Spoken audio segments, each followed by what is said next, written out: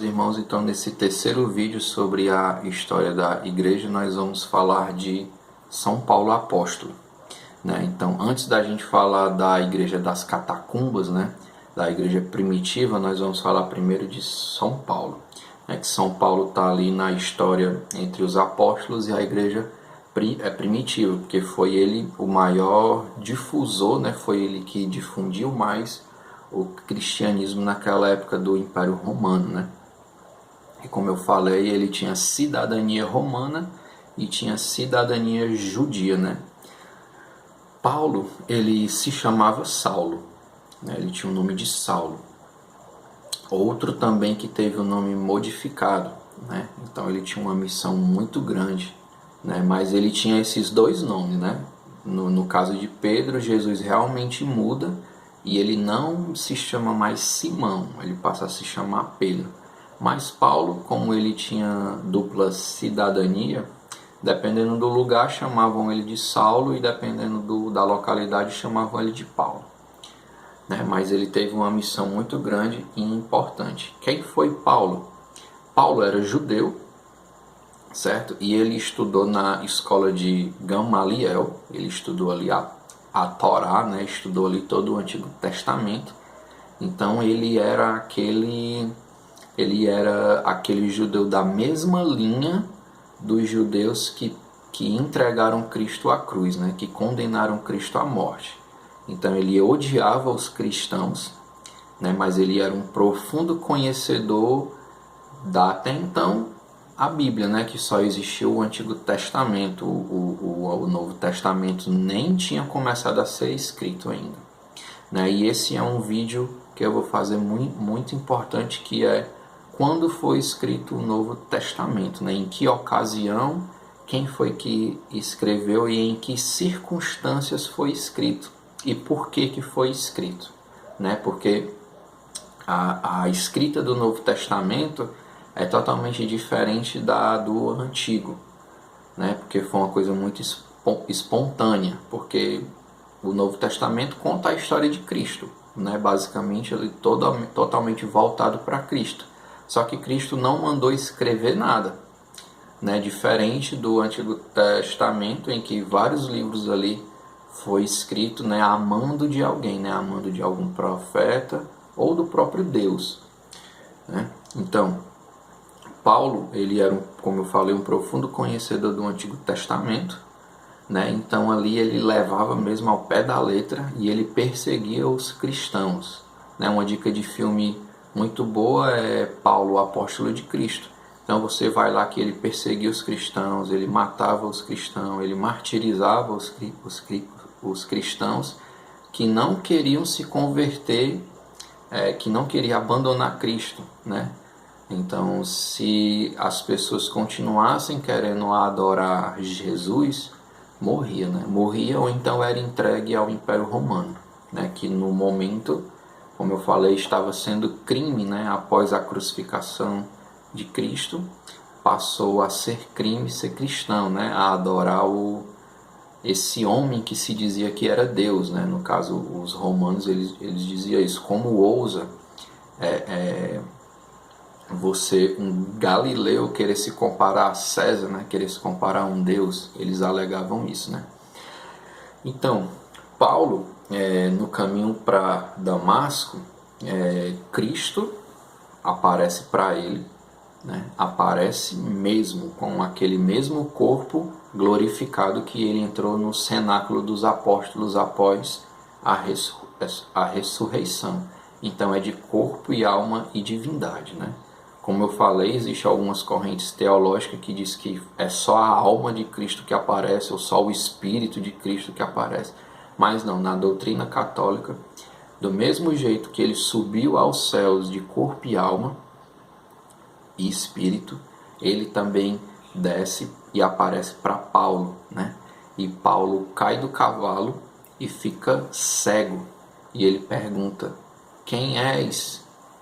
E ele pergunta: Saulo, Saulo, né? No entanto, ele não se chamava ainda Paulo, né? Saulo, Saulo, por que me persegues? Mas aí a gente tem que abrir um parênteses aí, porque Paulo nunca viu Cristo, né? Paulo nunca teve contato com Jesus. E, no entanto, por que é que Jesus diz, por que me persegues? Porque Paulo perseguia os cristãos, perseguia os seguidores de Cristo. Aí a gente entra no mistério da igreja, né? Que a igreja é o corpo de Cristo, né? E Cristo é a cabeça. E nós somos esses membros que compõem a igreja. Então, automaticamente, quando nos perseguem, persegue também a Cristo. Por isso que ele diz, Saulo, Saulo, por que me persegues? Né? Então, esse corpo que é a igreja é uma coisa só. Cristo e a igreja é a mesma pessoa. Né? Mais na frente, Pedro vai para a casa de Paulo, vai para a casa de Ananias, né? E lá depois, posteriormente, ele se encontra com Pedro, né? E ali ele passa por todo aquele processo, né, de conversão. Até então, Cristo não tinha dado nenhuma autoridade a ele, né? Porque após Cristo dar autoridade a Pedro, né, toda a autoridade da igreja iria vir após isso de Pedro. É tanto que nesse período Paulo não prega o evangelho para ninguém, Paulo não institui nenhum ministério, Paulo não faz nada. Ele está cego, né, primeiramente, então ele vai para a casa de Ananias, aí ele é curado da cegueira, que aquelas escamas caem dos olhos dele, né? Então ele passa a ver a verdade, né? Passa a ver que a verdade é Cristo e a verdade é o Evangelho. E todas aquelas leis que ele obedecia ficou para trás. Então, nesse período ele passa por volta de uns 15 dias lá nessa casa, aonde ele é catequizado, né? Onde a doutrina de Cristo é ensinado a ele. É tanto que nas suas cartas ele vai dizer, eu vos transmito aquilo que eu recebi. Ou seja, ele não aprendeu diretamente de Cristo, ele aprendeu dos apóstolos, né?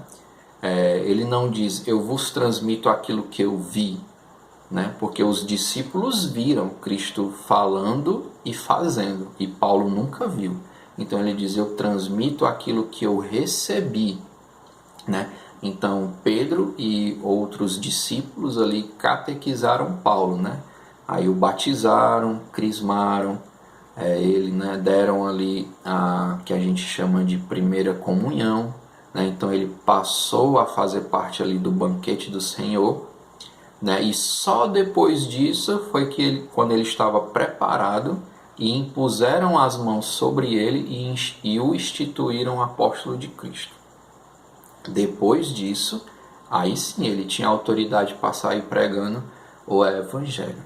E como eu falei, ele tinha uma espécie de passaporte, né? Passaporte romano, onde ele poderia ali viajar por toda a Roma sem ser questionado, né? Para onde você está indo, o que é que você está fazendo, isso e aquilo outro. Então, Paulo rodou ali todo o Império Romano, e em cada local que ele ia, ele fundava uma diocese, né? Ou melhor, ele fundava uma paróquia, né? Então, em Coríntios, em Éfeso, em Filipo, né? Na Cesareia de Filipo, tudo ali era domínio do Império Romano, né? Então, aonde ele ia, ele instituía ali uma igreja, e ele deixava alguém no comando, né? Ele deixava alguém ali no comando, ele instituía o que? Aí começa a instituição dos bispos, né? Então os apóstolos iam viajando e iam escolhendo pessoas para tomar de conta daquela igreja, daquela comunidade, porque eles tinham que partir e fazer outras, né? Criar outras igrejas. Então eles iam deixando ali os discípulos, né? Fazendo outros discípulos, que a gente vem a chamar de bispo, né? E esses bispos ordenam os presbíteros, e os presbíteros ordenam os diáconos, né? E assim surge a hierarquia da nossa igreja, né? Então, Depois a gente vai ver o nome de alguns desses bispos, né, que viram santos bispos e papas que tiveram contato diretamente com os apóstolos, né? Esses homens, muitos deles sequer tiveram contato com o Novo Testamento, porque muito provavelmente nem existia ainda na época. Eles ouviam o Evangelho diretamente da boca dos apóstolos, guardavam aquilo ali no coração e depois passava adiante, né? Que a gente chama na igreja de tradição oral, né? E como esses homens estavam com o Espírito Santo, então eles não erravam nessa transmissão, né? Então existe aquela brincadeira do telefone sem fio, né? Que a gente conta uma coisa para outra e essa pessoa conta para outra, quando chega lá no final a história está totalmente distorcida. Poderia ter acontecido isso, né? Ele falava do evangelho para um, aí esse falava para outro, e quando chegasse lá na ponta estava todo distorcido. Mas isso não aconteceu, porque Jesus prometeu o Espírito Santo e disse que a igreja não ia deixar errar. Então até o próximo vídeo.